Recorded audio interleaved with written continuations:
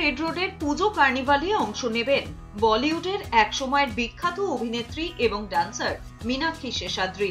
কলকাতার police welfare অ্যাসোসিয়েশনের তরফে এবারের পুজো কার্নিভালে যে অভিনব ডান্স ড্রামা উপস্থাপন করা হতে চলেছে তাতে অংশ নেবেন মীনাক্ষী। কোরিওগ্রাফার এবং ওডিসি নৃত্যশিল্পী অভিরূপ সেনগুপ্ত এই অভিনব প্রচেষ্টায় সামিল হবেন বাংলা ফিল্মের আরেক বিখ্যাত অভিনেত্রী শ্রাবন্তী চট্টোপাধ্যায়।